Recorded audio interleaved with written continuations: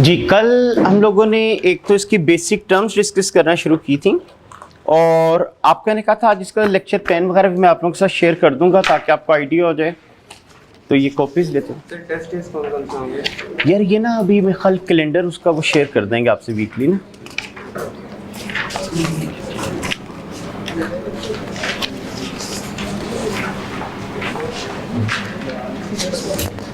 पूरी शॉर्ट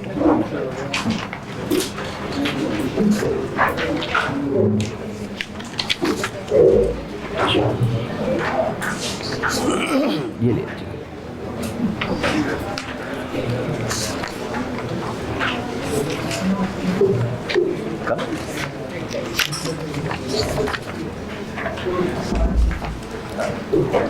कम बाकी पीछे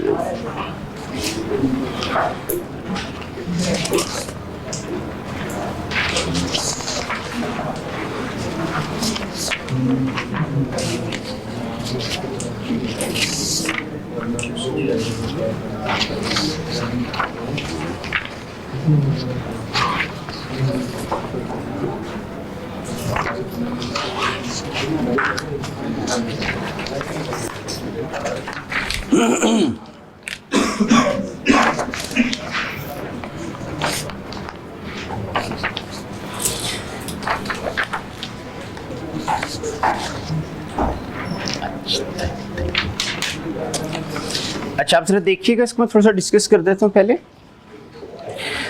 अच्छा, इनिशियली तो हम लोगों ने कहा कि सबसे पहले जो हम चीज़ डिस्कस करेंगे वो इसकी बेसिक्स प्लस रिग्रेशन एनालिसिस आ जाएगा। बेसिक्स के अंदर ये जो टर्म्स हम लोगों ने कल डिस्कस करना शुरू की थी और अभी 2-3 दिन ये चलेंगी भी, इनको हम लोग बेसिक्स में कवर करेंगे। उसके बाद job batch and service costing, ये एक चैप्टर है आप लोगों का जिसके अंदर अकाउंट्स की बेसिक जो एंट्री है कॉस्ट अकाउंटिंग की वो हम लोग पढ़ेंगे और जॉब ऑर्डर कॉस्टिंग में रिकॉर्डिंग कैसे की जाती है, सर्विस कॉस्टिंग क्या होती है, वो चीज़ें हम पढ़ेंगे। देन हम लोग इंशाल्लाह नेक्स्ट चैप्टर करेंगे प्रोसेस कॉस्टिंग, उसके बाद जॉइंट एंड बाय प्रोडक्ट्स, फिर मटेरियल, लेबर, एफओएच। पिछले टर्म में आई कैप ने जो लेटेस्ट टर्म गुजरी ABC activity based costing syllabus में डाला था, तो वो भी हम लोग इंशाल्लाह पढ़ेंगे। Then marginal and absorption costing, उसके बाद CVP analysis, decision making, target costing, standard costing. तो ये टोटल आप लोगों का सिलेबस बनता है। ठीक है, अब आईकैप ने ना कुछ ग्रिड आइडेंटिफाई किए कि इन टॉपिक में से इतने % पेपर में क्वेश्चन टेस्ट किए जा सकते हैं। तो मैंने नीचे वो ग्रिड कॉपी किया, जरा देखिएगा। मटेरियल, लेबर, एफओएच, एबीसी और मार्जिनल एब्जॉर्प्शन, यानी अगर इफेक्टिवली देखा जाए तो ये तकरीबन 5 टॉपिक आपके बन जाते हैं और इनमें से उसने कहा 35 से 45 मार्क्स तक का पेपर टेस्ट किया जाएगा। अगर इस अटेम्प्ट की मैं बात करूं तो उसमें मटेरियल के भी क्वेश्चन आए हैं, लेबर के भी आए हैं, एफओएच के भी आए हैं, तो तीनों के ही क्वेश्चन आपके इसमें आ गए हैं। इसी तरह सेकंड पार्ट में उसने आपको कहा है job, batch, process, joint by, standard and target costing. इनमें से उसने कहा 20 to 30 मार्क्स का पेपर सेट किया जाएगा। उसके बाद डिसीजन मेकिंग और ब्रेक इवन, ये 2 टॉपिक हैं, इनमें से भी 30 to 40 मार्क्स तक का पेपर सेट किया जाएगा। अब अगर आप लोग देखें तो डिसीजन मेकिंग और ब्रेक इवन 2 टॉपिक और 30 से 40 मार्क्स। अब एक क्वेश्चन ही 30 मार्क्स का तो आएगा नहीं, तो इसका मतलब आप ये समझ लें कि दोनों में से एक एक क्वेश्चन पेपर में आ जाया करेगा।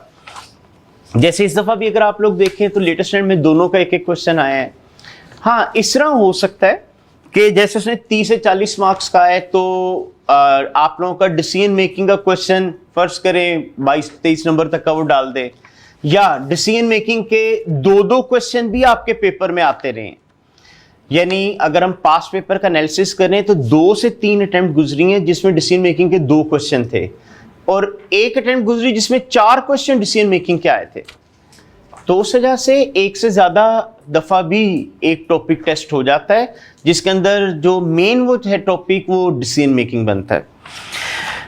अच्छा, अब ये तो आईकैप ने इसका दिया है, तो अगर इसके हिसाब से आप देखें तो यानी ये जो नीचे ग्रिड दिया हुआ है इसकी बेस पर अगर आपको मैं बताऊं तो मैं सीरियल नंबर आइडेंटिफाई कर रहा हूं यानी इनमें से आप लोगों का जो क्वेश्चन एक्सपेक्टेड ज्यादा होंगे।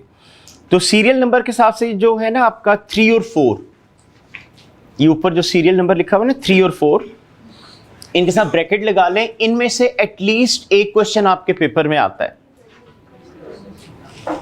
ठीक है, उसके बाद 5, 6, 7, 8, इनमें से यानी लेटेस्ट अटेम्प्ट की बात करूं तो 4 क्वेश्चन आए हैं, लेकिन इससे पीछे अटेम्प्ट की बात करूं तो 3 क्वेश्चन आए हैं। तो आप लोग एटलीस्ट 2 क्वेश्चन तो जेन में रखें इनमें से।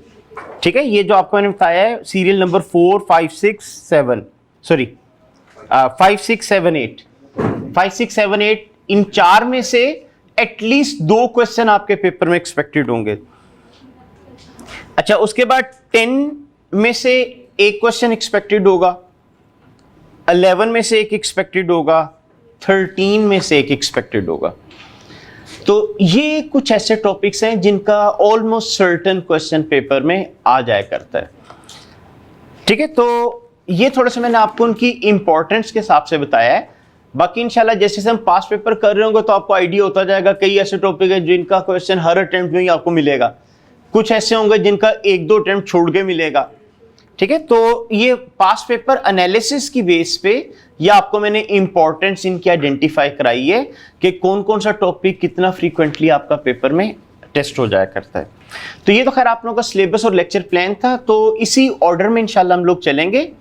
हाँ, दरमियान में क्योंकि जब रिजल्ट आना होता है तो कई दफ़ा होता है कि मुझे अब लग रहा होता है कि जो मैं चैप्टर शुरू करूंगा ये रिजल्ट से पहले कंप्लीट नहीं होगा, तो वहां पे आके ना फिर हम एक आधा चैप्टर ऊपर नीचे कर लेते हैं। मसलन फर्ज करें 3 दिन बाद रिजल्ट है फॉर एग्जाम्पल, और अब एक चैप्टर है जो मुझे पता है अगर सीरियल के साथ में चलूं तो 7-8 दिन में कंप्लीट होना है, तो फिर वो वाला क्वेश्चन चैप्टर में ड्रॉप करके कोई 2-3 दिन वाला जो चैप्टर होता है वो मैं पहले करा दिया करता हूं। अदरवाइज इसी ऑर्डर में इंशाल्लाह हम लोग फॉलो करेंगे। तो ये आप लोग ना अपने रजिस्टर के साथ स्टेपल कर लीजिएगा, जो जो टॉपिक होता है उस पर टिक भी लगाते जाइएगा ताकि आपको आइडिया होता जाए कितना हमारा सिलेबस कवर हो चुका है।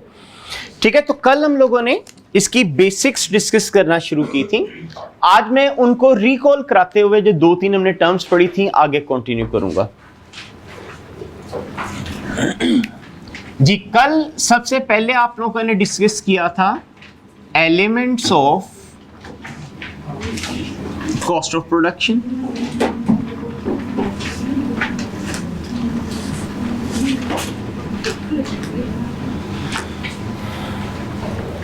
Elements of cost of production.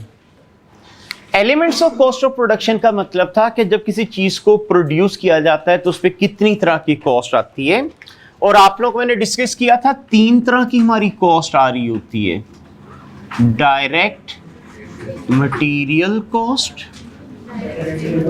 Direct labour cost and factory overheads. आपका ने कहा था डायरेक्ट मटेरियल का मतलब होता है ऐसा मटेरियल जो बजाहिर प्रोडक्ट देखते साथ नजर आए और नेग्लिजिबल अमाउंट या क्वांटिटी में यूज ना हो। ठीक है, यानी जो बजाहिर प्रोडक्ट देखते साथ नजर आ जाए उसको हम लोग डायरेक्ट मटेरियल कह देते हैं। जैसे कल आपको ने एग्जांपल दी थी कि मैंने जब आपसे पूछा था टेबल किस चीज की बनी, आप सबने कह दिया था वुड। हालांकि आपको ने कहा था उसमें पॉलिश का सामान भी यूज हुआ होगा, उसमें स्क्रू या नेल भी यूज हुए होंगे, आप लोगों ने वो नहीं मुझे गिनवाया था। तो इसका मतलब वो जो मटेरियल थे वो इनडायरेक्ट मटेरियल थे और वुड जो थी वो डायरेक्ट मटेरियल थी। देन मैंने आपसे पूछा था किसने बनाया, तो आप लोगों ने कहा कारपेंटर ने। अब कारपेंटर को जो मैंने वेजेस पे किए थे वो हमारी डायरेक्ट लेबर थी, लेकिन आपका ने कहा था जिस फैक्ट्री में ये बना होगा उधर का जो सुपरवाइजर या फोरमैन या प्रोडक्शन मैनेजर सैलरी ले रहा होगा वो भी तो आपकी लेबर ही है, लेकिन उसको आपने क्या नाम दिया था, इनडायरेक्ट लेबर। और एफओएच को मैंने डिफाइन कर दिया था कि जितनी भी मैन्युफैक्चरिंग कॉस्ट होती है डायरेक्ट मटेरियल, डायरेक्ट लेबर और डायरेक्ट एक्सपेंसेस के अलावा वो आपकी फैक्ट्री ओवरहेड में आ जाती है।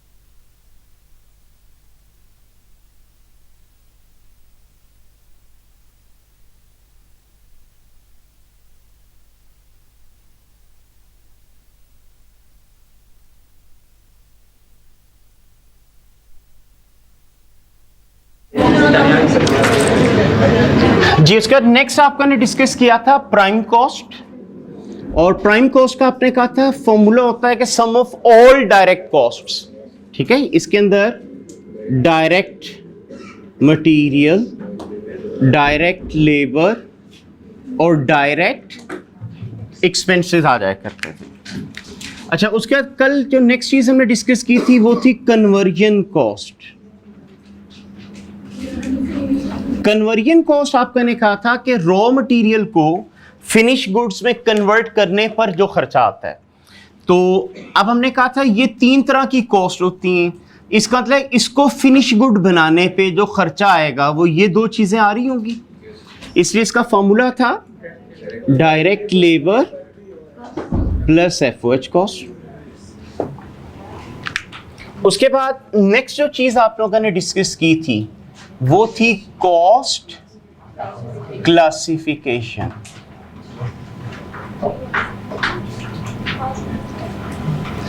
तो आपका ने कहा था कॉस्ट को क्लासिफाई करने के डिफरेंट तरीके होते हैं। आप बाय नेचर ऑफ एक्सपेंस भी कर सकते हैं, बाय फंक्शन कर सकते हैं,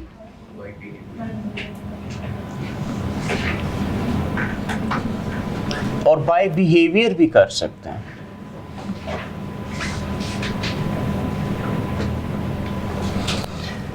बाय नेचर ऑफ एक्सपेंस में आपका ने कहा था तमाम एक्सपेंसेस अपने नाम से आ जाते हैं, जैसे रेंट था, डेप्रिसिएशन थी, रिपेयर्स थी एंड सो ऑन। जबकि बाय फंक्शन में आपका ने कहा था कि हम लोग क्लासिफाई करते हैं ये एक्सपेंस किस वजह से हुआ, किस फंक्शन की वजह से करना पड़ा। तो आपको मैंने कहा था जो आप मैन्युफैक्चरिंग करते हैं ये भी एक फंक्शन है, आप एडमिनिस्ट्रेशन करते हैं ये भी फंक्शन है, आप मार्केटिंग कर रहे होते हैं ये भी फंक्शन है। तो इसलिए इसके अंदर हम लोग जब लिख रहे होते हैं तो इस तरह आ जाते हैं सेलिंग एक्सपेंसेस, एडमिन एक्सपेंसेस, ठीक है, फाइनेंशियल एक्सपेंसेस, मैन्युफैक्चरिंग एक्सपेंसेस,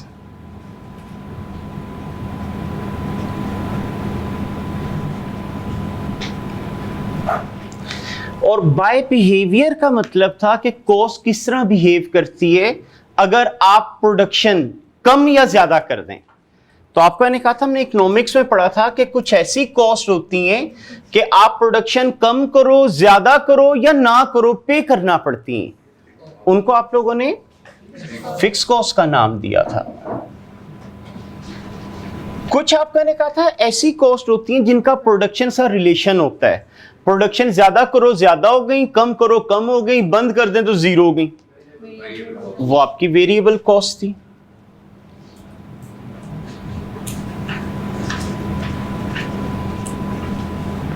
और लास्ट में आपका ने डिस्कस किया था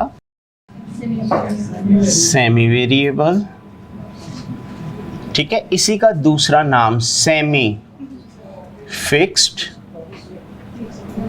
या इसी का तीसरा नाम मिक्स्ड कॉस्ट होता है।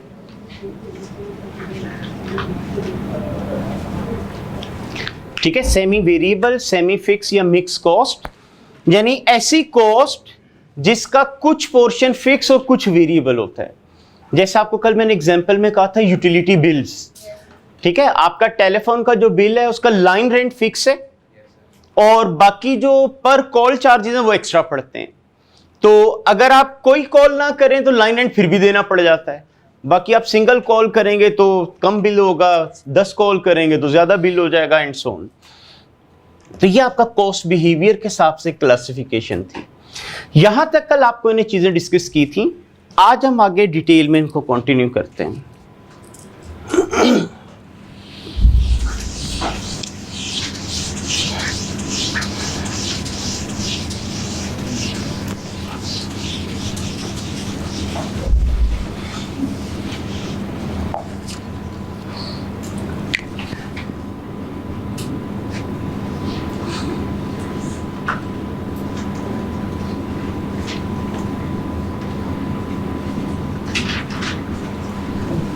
जी, अब नेक्स्ट है कॉस्ट बिहेवियर। ठीक है, वैसे भी हमने यहाँ पे डिस्कस किया है, लेकिन अब इनकी कैरेक्टरिस्टिक्स, इनके फीचर्स डिटेल में आपको पता होने चाहिए।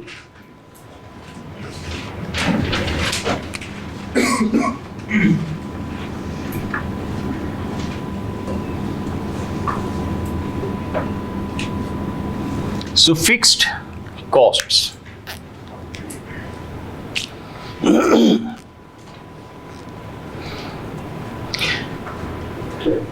फिक्स्ड कॉस्ट का मतलब था ऐसी कॉस्ट जिसका प्रोडक्शन के साथ डायरेक्टली कोई रिलेशन नहीं होता। आप प्रोडक्शन कम करें, ज्यादा करें या ना करें, या आपको पे करना पड़ती है। जैसे आप में से कल किसी ने फैक्ट्री के रेंट की एग्जांपल दे दी थी कि आपने फर्ज करें एक बिल्डिंग लाख रुपए पर मंथ रेंट पे एक्वायर कर ली, पूरा महीना आप ताला लगा के रखें, लॉक रखें, बिल्डिंग को ना यूज करें, किराया कितना देना पड़ेगा? 1 लाख। अगर आप पूरा महीना सिंगल शिफ्ट काम करें तो रेंट कितना देना पड़ेगा? 1 लाख। और अगर ट्रिपल शिफ्ट यूज करें तब भी 1 लाख। इसका मतलब आप प्रोडक्शन नहीं कर रहे, कम कर रहे हैं, ज्यादा कर रहे हैं, ये आपको इन टोटल पे करना पड़ रहा है। तो इसकी अगर कैरेक्टरिस्टिक्स हम लोग देखें तो इसकी कैरेक्टरिस्टिक्स ये होती हैं कि इन टोटल ये आपकी जो है कांस्टेंट रहेगी up to a certain range.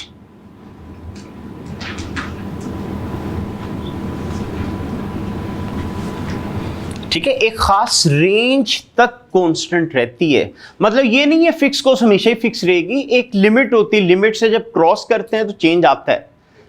ठीक है, फिक्स कॉस्ट आपकी इनफैक्ट स्टेप कॉस्ट होती है, एक हद तक कांस्टेंट, उसका जिसमें चेंज होना होता है।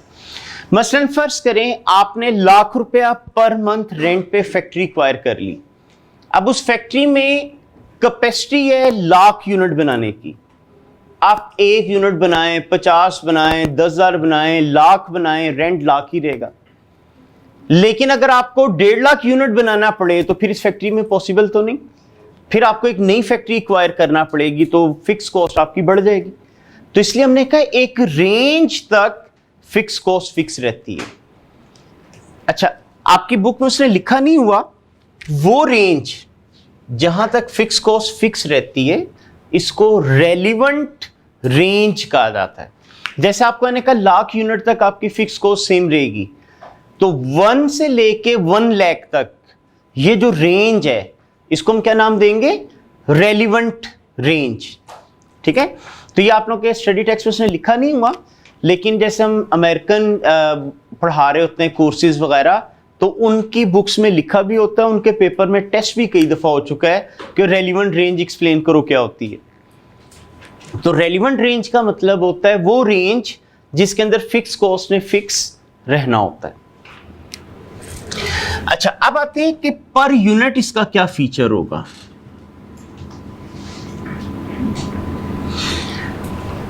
देखिए, लाख रुपया पर मंथ रेंट था, पूरे महीने में 1 ही यूनिट बनाया तो पर यूनिट फिक्स कॉस्ट कितना आई?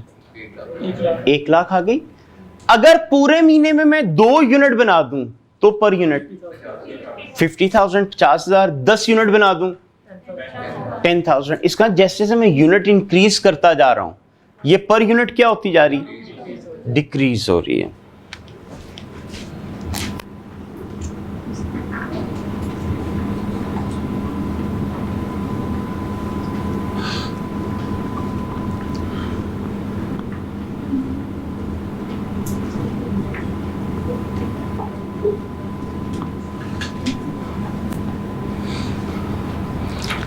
ठीक है, तो फिक्स कॉस्ट का पर यूनिट फीचर क्या होता है कि ये डिक्रीज होती है with the increase in units. आप यूनिट्स बढ़ाते जाओ, ये पर यूनिट कम होती जाएगी।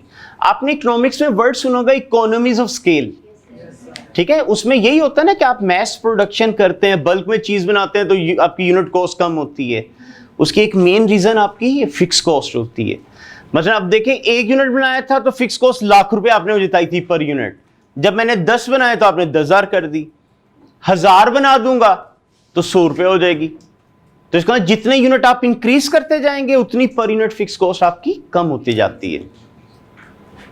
तो ये इसके ना 2 फीचर होते हैं फिक्स कॉस्ट के। अच्छा, उसके बाद नेक्स्ट आ जाती है वेरिएबल कॉस्ट।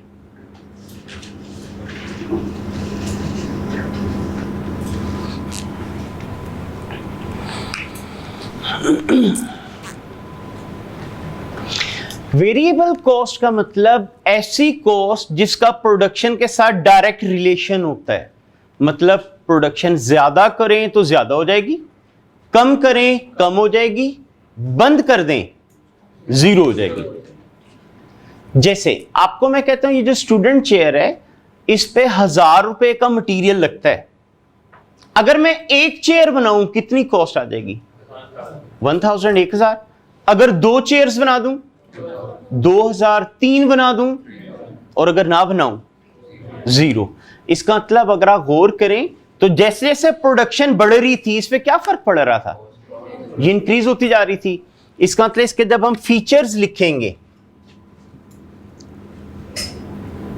तो इन टोटल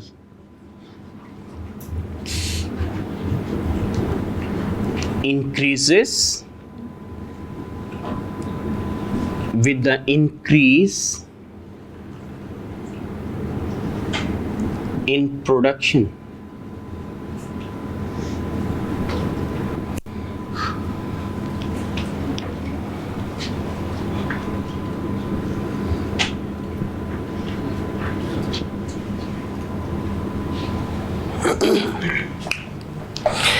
अच्छा देखिए, जब मैंने आपको कहा एक चेयर पे 1000 रुपए का मटेरियल लगता है तो आपने कहा 2 पे 2000, 3 पे 3000। आपने मुझे ये नहीं कहा 1800 में 2 चेयर बन जाएंगी या 2500 में 3 चेयर बन जाएंगी। इसका मतलब आप लोगों के जहन में क्या चल रहा था? ये पर यूनिट क्या रहेगी? कांस्टेंट 1000 ही रहेगी, तभी तो 1000 ऐड करते जा रहे थे। तो पर यूनिट हमारा असम्पशन होता है ये कांस्टेंट होगी। अच्छा, कई स्टूडेंट के जहन में आता है कि नहीं हम बल्क में चीज खरीदते हैं तो हमें मटेरियल सस्ता मिल जाता है। ठीक है, लेबर जब रेपिटेशन ऑफ वर्क करती है, बार बार एक ही काम करती है, तो ड्यू टू लर्निंग कर्व उनका टाइम कम लगना शुरू हो जाता है। जैसे आपने देखा होगा जब आप कोई नया चैप्टर पढ़ते हैं पहली दफा उसका क्वेश्चन करते हैं, हो सकता है आधा घंटा लग जाए सॉल्व करने पे, लेकिन जब उसी चैप्टर के आप 8-10 क्वेश्चन कर लेते हैं अगली दफा टाइम कम लगना शुरू हो जाता है। तो वो रेपिटेशन की वजह से एफिशिएंसी बढ़ जाती है। ठीक है, तो अब इसका मतलब फिर वेरिएबल कॉस्ट तो पर यूनिट कम होनी चाहिए, लेकिन इन चीजों को ना हम एक्सेप्शंस में लेते हैं। रूटीन में अजम्पशन यही है कि कांस्टेंट रहेगा। अगर आप इन अजम्पशन से डेविएट कर जाते हैं, इनको इग्नोर कर देते हैं, ना आप बजटिंग कर सकते हैं, ठीक है, ना आप ब्रेक इवन कैलकुलेशन कर सकते हैं, ना आप डिसीजन मेकिंग कर सकते हैं। इसलिए कॉस्ट के अंदर हमारे यही अजम्पशन चलेंगे। अब इसका मतलब ये नहीं है कि आपको मैं ये कहूं जी डिस्काउंट हो ही नहीं सकता। पेपर में आप देखेंगे जब क्वेश्चन आएगा डिस्काउंट आता है, लेकिन वो हम एक्सेप्शंस में ले जाते हैं कि यार ये एक एक्सेप्शनल कोई चीज हमें मिल गई, तो उसकी वजह से उसकी कैलकुलेशन थोड़ी अलग से कर दी जाती है। अदरवाइज आपसे अगर कैरेक्टरिस्टिक्स पूछी जाए तो इनकी यही बनेगी। अब आते हैं तीसरी जो टाइप आपने भी डिस्कस की थी,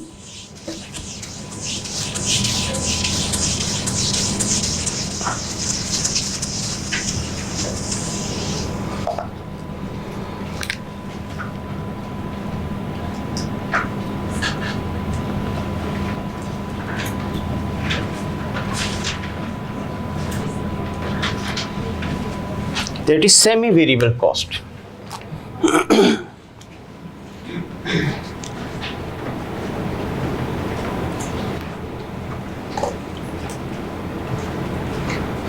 ठीक है, सेमी वेरिएबल इसी को हम सेमी फिक्स्ड या मिक्स कॉस्ट भी कहते हैं। और आपका ने कहा ये ऐसी कॉस्ट है जिसका कुछ पोर्शन फिक्स और कुछ वेरिएबल होता है। फर्ज करें थोड़ी अंडरस्टैंडिंग के लिए, आपको मैं कहता हूं आपके टेलीफोन बिल में लाइन रेंट 100 रुपए पर मंथ और पर कॉल चार्जेस 10 रुपए हैं, यानी 100 रुपए आपका लाइन रेंट और एक कॉल करने के चार्जेस हैं 10 रुपए। अगर आप पूरा महीना कोई कॉल ना करें कितना बिल आएगा? 100 रुपए आ जाएगा। अगर आप पूरे महीने में एक सिंगल कॉल करें कितना बिल बन जाएगा? 110। अगर आप 2 कॉल्स कर देते 120। ठीक है, इसका मतलब जब आपने कोई कॉल नहीं की तो फिक्स पोर्शन 100 रुपया आपको देना पड़ा, और फिर जितनी आप कॉल करते जा रहे हैं उतना आपका बिल इंक्रीज होता जा रहा है। ठीक है, एक पे आपने 110 का, 2 कॉल पे 120, 3 पे 130। ठीक है, इसका मतलब इसकी अगर हम कैरेक्टरिस्टिक्स लिखें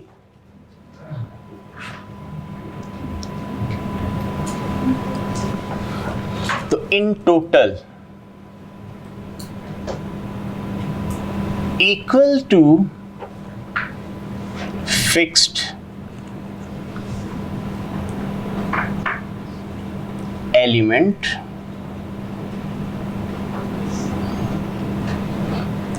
at zero activity level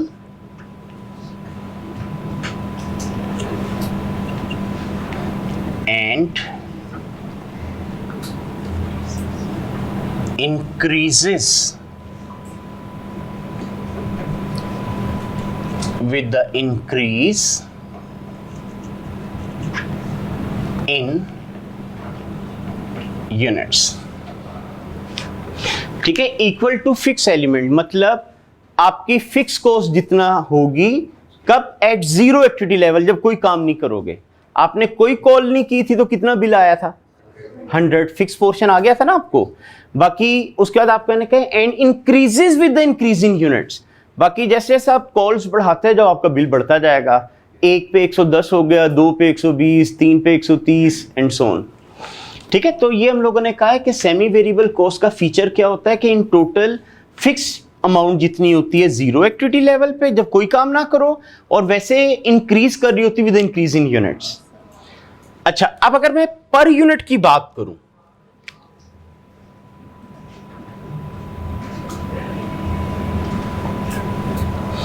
ठीक है, अगर हम इसकी पर यूनिट की बात करें तो आपको पता है सेमी वेरिएबल में वेरिएबल कॉस्ट फिक्स कॉस्ट दोनों चीजें ही आ रही ना। ये पर यूनिट क्या हो रही होती है, डिक्रीज, और ये पर यूनिट, तो जब मैं दोनों का सम करूंगा तो क्या रिजल्ट निकलना है, डिक्रीज ही हो रही होगी। ठीक है, तो इसका पहले लिख लें, decreases with the increase in units. जैसे आप लोगों ने एक कॉल की थी तो कितना बिल बना था, 110। जब आप लोगों ने 2 कॉल्स की तो कितना बना था, अगर 2 कॉल का 120 है तो पर कॉल 60 होगी, यानी पहले 110 थी एक कॉल, लेकिन जब 2 की तो 60 रुपए की एक पड़ गई। अगर आप 3 करोगे तो 130 बिल आ जाएगा। अब 130 को जब आप 3 पे डिवाइड करेंगे तो ये आपका 40s में चला जाएगा। तो इसका मतलब जैसे जैसे आपकी नंबर ऑफ कॉल्स बढ़ती जा रही है, पर यूनिट क्या होती जा रही थी, डिक्रीज हो रही थी। तो ये इसके ना फीचर बन जाता है कि decreases with the increase in units. तो ये कॉस्ट बिहेवियर थे, ये आप लोगों को याद होना चाहिए। अगर ये चीजें ज़हन में होंगी तो आप देखेंगे आप लोग बजटिंग वगैरह भी आराम से कर सकते हैं, फ्यूचर प्लानिंग यानी डिसीजन मेकिंग वगैरह सारा इजीली हो जाता है। तो ये इसका हमने कॉस्ट बिहेवियर डिस्कस किए। अच्छा, नेक्स्ट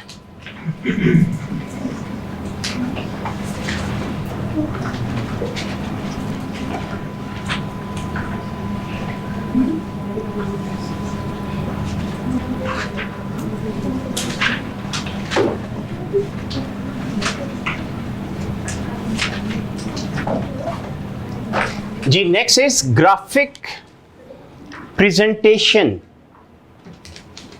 ऑफ कॉस्ट बिहेवियर।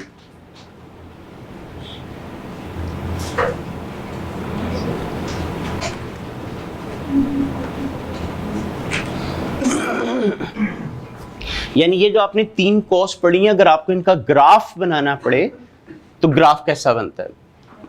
अच्छा, अब ग्राफ बनाने के लिए हमें कुछ फिगर्स चाहिए होंगी, तो एक छोटी सी एग्जांपल हम इधर लिख लेते हैं। अच्छा, अभी आप लोगों को क्योंकि कैलकुलेटर ना यूज करना पड़े इसलिए मैं बिल्कुल बेसिक सी फिगर लिख रहा हूं ताकि विदाउट कैलकुलेटर आप फिगर कैलकुलेट कर सकें।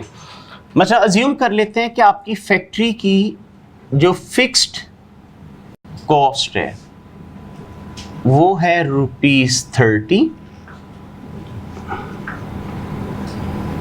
और पर यूनिट वेरिएबल कॉस्ट 10।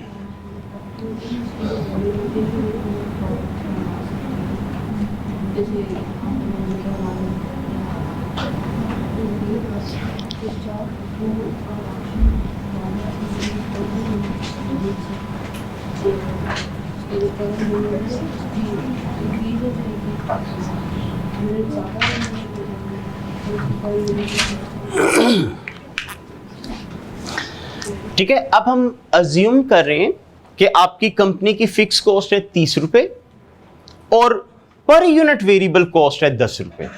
ठीक है, फिक्स कॉस्ट की फिगर मैंने टोटल बताई है, वो पर यूनिट नहीं कहा। ये ₹30 और ये ₹10 पर यूनिट। इस बेस पे इस टेबल को एक दफा जरा खुद कंप्लीट करें।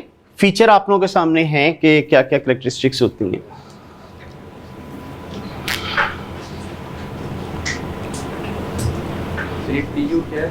पर यूनिट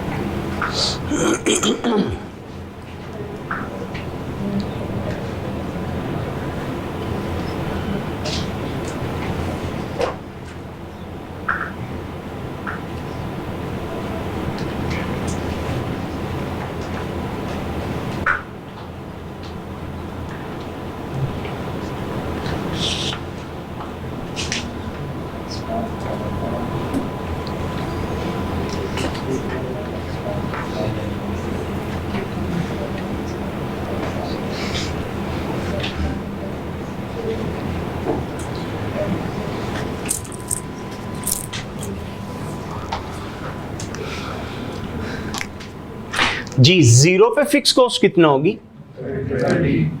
1 यूनिट पर, 2 पे भी 30 और 3 पे भी 30, क्योंकि आप लोगों ने कहा था fix cost in total constant रहेगी। वेरिएबल कॉस्ट 0 पर 0, 1 यूनिट पे 2 पर 20, 3 पे 30। अच्छा, टोटल कॉस्ट दोनों का सम होता है ना, फिक्स और वेरिएबल। तो 30 प्लस 0 30, देन 40, 50 एंड 60। ठीक है, फिक्स और वेरिएबल का सम किया, टोटल कॉस्ट आ गई। अब आ जाते हैं पर यूनिट। आपको पता है 0 पे तो पर यूनिट कॉस्ट नहीं ना निकल सकती। अच्छा, पहले हम बात कर रहे हैं पर यूनिट फिक्स कॉस्ट। ₹30 कॉस्ट आई, 1 यूनिट बना तो 30 आ गई। ₹30 में 2 यूनिट बने, 30 में 3 बने 10। ठीक है, यानी फिक्स कॉस्ट को यूनिट्स पे डिवाइड करते गए तो पर यूनिट आती गई।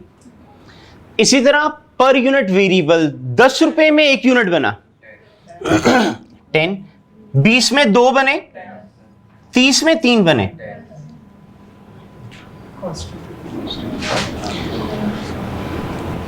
पर यूनिट कॉस्ट, या तो दोनों पर यूनिट का सम कर लें या फिर टोटल कॉस्ट को यूनिट्स पे डिवाइड कर लें, जैसे भी आप कर लें। ठीक है, अब मसलन देखें 40 को डिवाइड बाय 1 करूं तो भी 40, इन दोनों का सम करूं तो भी 40। सो 40 25 20।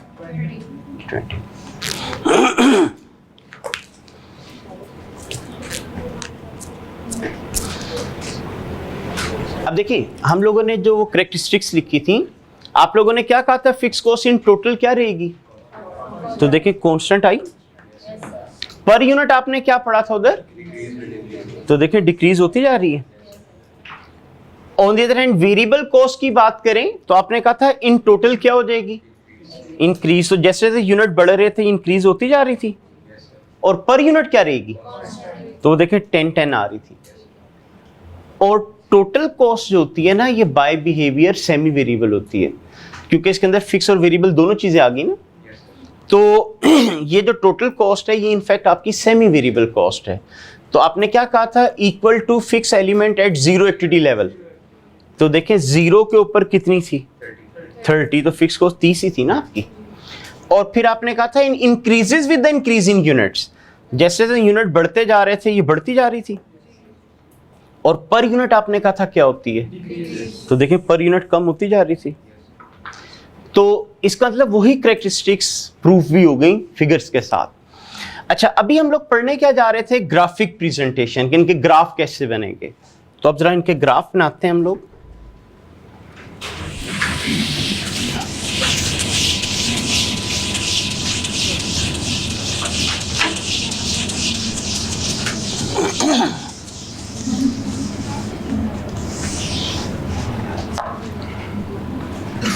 अच्छा, पहले टोटल वाले बना लेते हैं, फिर पर यूनिट वाले बना लेंगे।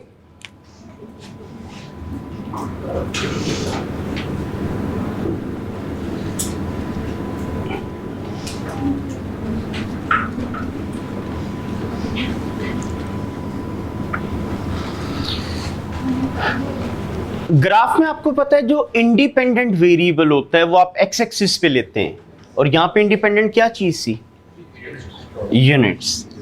तो यूनिट्स आ जाएंगे एक्स एक्सिस पे, और जो डिपेंडेंट वेरिएबल होते हैं वो वाई एक्सिस पे। तो अभी हम लोग फिक्स कॉस्ट, वेरिएबल कॉस्ट और टोटल कॉस्ट।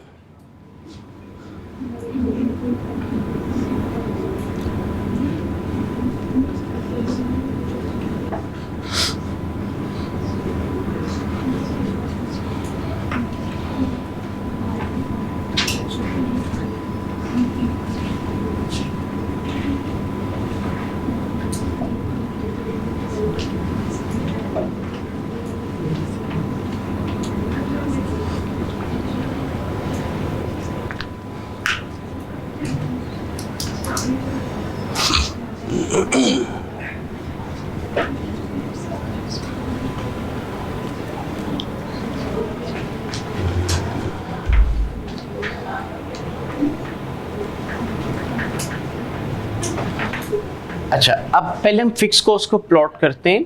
तो 0 यूनिट पे फिक्स कॉस्ट 30, ये पॉइंट आ गया। 1 यूनिट पर 30, 2 पर 30 और 3 पर 30।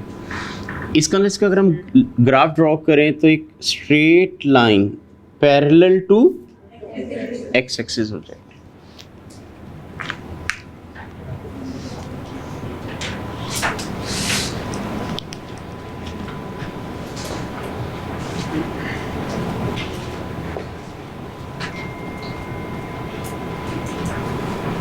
देन वेरिएबल कॉस्ट पे आते हैं। 0 पे 0 मतलब ओरिजिन हो गया।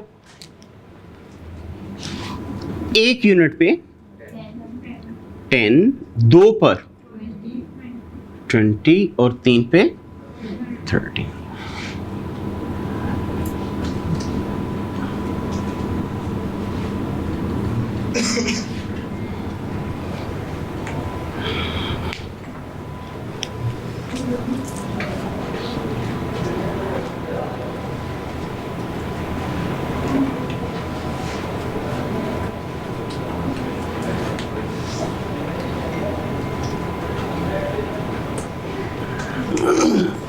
टोटल कॉस्ट पे आते हैं। 0 पे कितना, 30, ये पॉइंट आ गया। 1 यूनिट पे 40, 2 पर 50 और 3 पे 60।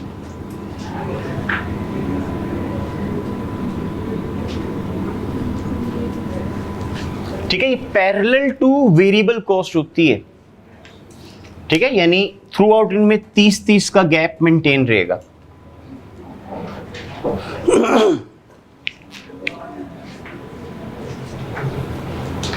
अगर कभी एग्जामिनर आपसे रीजन पूछ ले कि दोनों पैरेलल क्यों होती हैं तो क्या वजह है? फिक्स कॉस्ट, क्योंकि इन दोनों के अंदर डिफरेंस किस चीज का है? फिक्स कॉस्ट, और वो कांस्टेंट रहती है ना 30-30, इस वजह से थ्रू आउट 30-30 का इसमें गैप मेंटेन रहता है।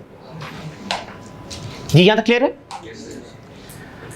अच्छा, इसका मतलब ये हुआ कि अगर इस ग्राफ को देख के हम कुछ चीजें कंक्लूड करें तो एक तो हमें पता चल गया fix cost parallel to X axis होती है, straight line parallel to X axis, ठीक है।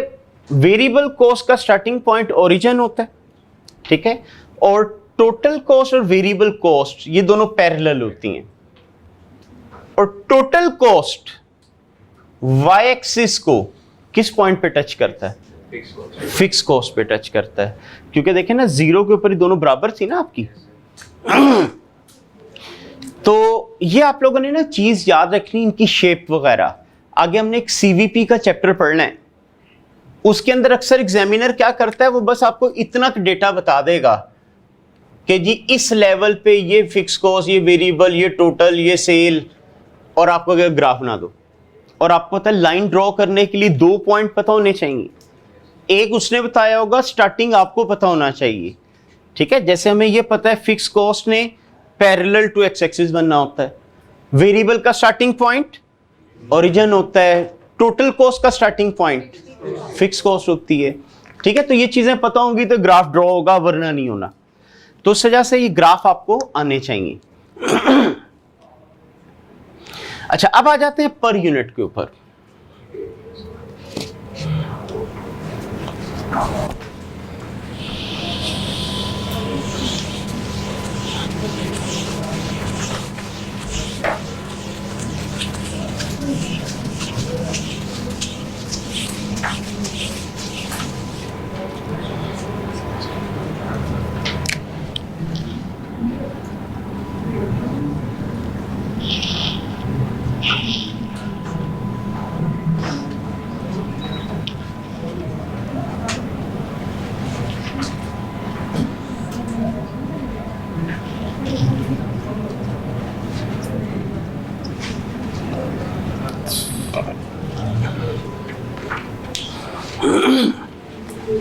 अच्छा, अब ये मैं ना फ्री हैंड ड्रॉ करने लगा हूं, यानी फिगर्स वगैरह नहीं यूज कर रहा, ताकि वो रीडेबल थोड़ा ग्राफ रहेगा आपके लिए।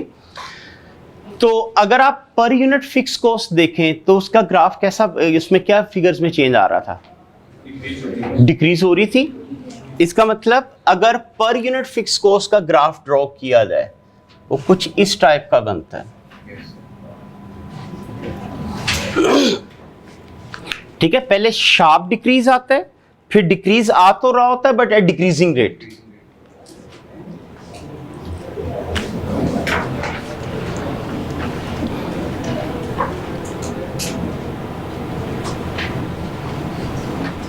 अगर पर यूनिट वेरिएबल कॉस्ट देखें तो वो क्या था? कांस्टेंट आ रही थी। इसका मतलब अगर पर यूनिट फिक्स कॉस्ट का ग्राफ ड्रॉ किया जाए, sorry per unit variable cost, ठीक है, तो पर यूनिट वेरिएबल कॉस्ट आपका क्या होगा? पैरेलल टू एक्स एक्सिस,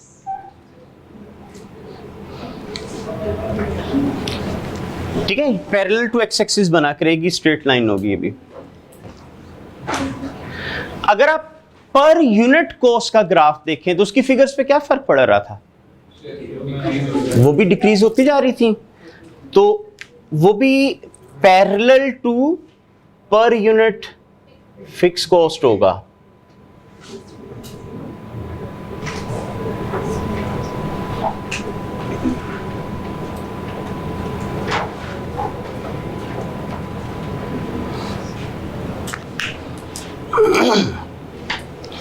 ठीक है, तो ये इसके ना पैरेलल होता है, कहीं पे भी गैप कम नहीं होगा इनका आपस में। और इन दोनों के पैरेलल होने की क्या रीजन है? पर यूनिट वेरिएबल, क्योंकि इन दोनों में डिफरेंस पर यूनिट वेरिएबल का था ना, और वो 10-10 रुपए कांस्टेंट रह रही थी, इसलिए थ्रू आउट 10-10 का गैप इसका मेंटेन रहेगा।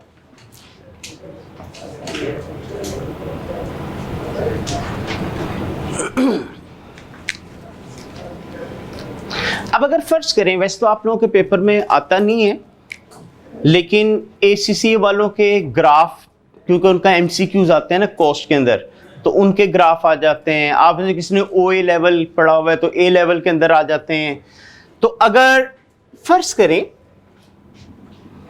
आप लोगों को मैं ये ग्राफ ड्रॉ करके दे दूं और आपसे मैं पूछूं किस चीज का है जी, अब दो पॉसिबिलिटीज हैं इसकी।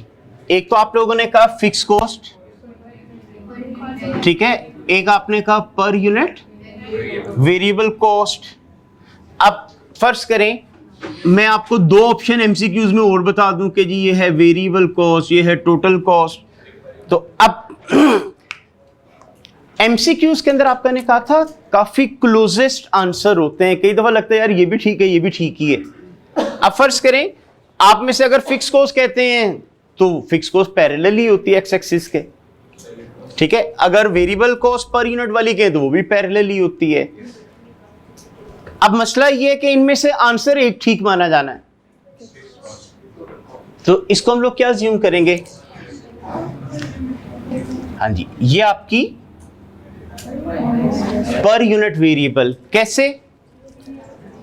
फिक्स कॉस्ट वाई एक्सिस को टच करती है, ये गैप देके होता है, क्योंकि जीरो पे तो पर यूनिट निकल नहीं सकती ना तो ये गैप दिया हुआ था इसमें, ठीक है। तो उस वजह से ये आप लोग याद रखें। अच्छा, आप लोग की बुक के अंदर ना प्रिंटिंग मिस्टेक है, उसने इसको टच किया हुआ है पर यूनिट को, ठीक है। हालांकि ये टच नहीं करती, आपकी बुक में जो उसने प्रिंटिंग की हुई है ना, वो उसने इसको टच कर दिया हुआ है वाई एक्सिस के साथ। तो वाई एक्सिस के साथ मतलब ये तो नहीं हो सकता जीरो पे भी वेरिएबल कॉस्ट आ रही हो per unit.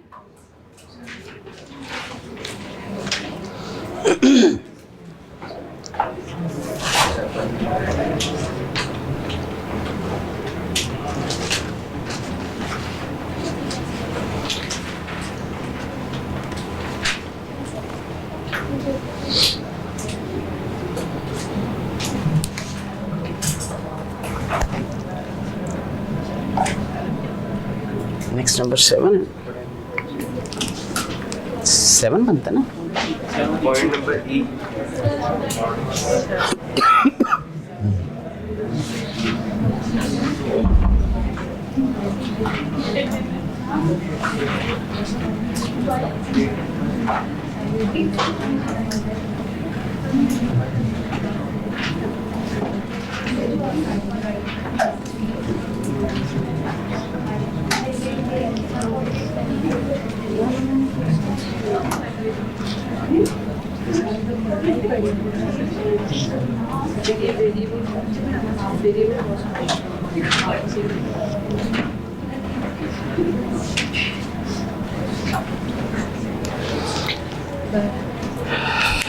Methods to bifurcate semi-variable costs in fixed and variable element.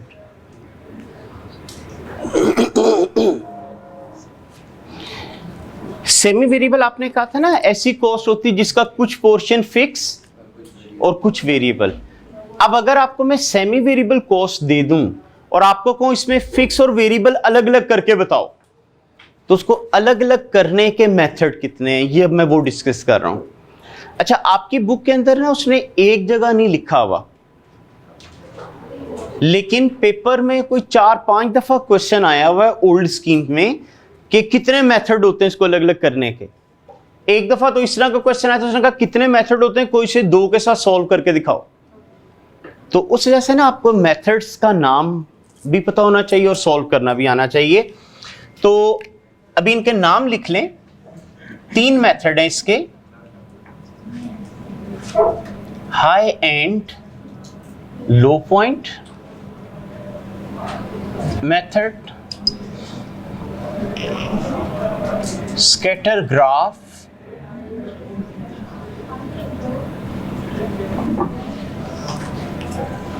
And regression analysis. इसी को लीस्ट स्क्वायर मेथड भी हम कह देते हैं।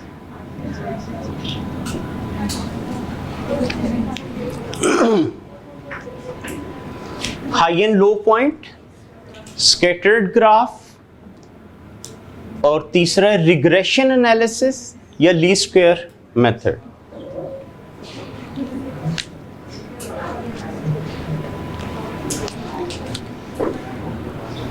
अच्छा, कॉस्ट के अंदर ना हर वो चैप्टर जिसमें आपको फिक्स कॉस्ट की अलग जरूरत हो, वेरिएबल कॉस्ट की अलग जरूरत हो, एग्जामिनर उसके अंदर इसकी एप्लीकेशन डालता है। और कभी भी आपको ये नहीं कहता हाई एंड लो यूज कर लेना, बस साइलेंटली डेटा दे दिया जाता है। अब अगर आपको जरूरत है तो खुद अलग अलग कर लो। आगे आप देखेंगे जब मैं इंशाल्लाह चैप्टर करा रहा हूँ, एफओएच का चैप्टर कराऊंगा, उसमें मुझे फिक्स वेरिएबल अलग अलग चाहिए होंगे, वहां पे मैं हाई एंड लो लगवाऊंगा आपसे, जिस क्वेश्चन में डेटा इस तरह का दिया होगा। इसी तरह मार्जिनल एब्जॉर्प्शन का चैप्टर पढ़ाऊंगा, वहां में फिक्स वेरिएबल अलग अलग चाहिए होती है। आप देखेंगे उसके कई पास पेपर के क्वेश्चंस के अंदर आपको मैं कहूंगा हाई एंड लो लगा के अलग अलग करो कॉस्ट। उसके बाद मार्जिनल एब्जॉर्प्शन में, डिसीजन मेकिंग में, आगे इंशाल्लाह आप लोग एमएफए में जाएंगे, बजटिंग में, इन्वेस्टमेंट अप्रेजल में, डिफरेंट जगहों पे इनकी एप्लीकेशन रहेगी। और एग्जामिनर क्वेश्चन में कहा नहीं करेगा इसमें हाई एंड लो भी यूज होना है, वो तो बस आपको फिगर्स दे देगा और आपके क्वेश्चन सॉल्व करो। तो जहां आपको फिक्स और वेरिएबल अलग अलग करना पड़ी और उसने सेमी वेरिएबल दी हो, तो फिर आप लोगों को करना पड़ा करेगा। ठीक है, कैसे करते हैं ये इंशाल्लाह हम कल कंटिन्यू करेंगे यहां से ऑनवर्ड।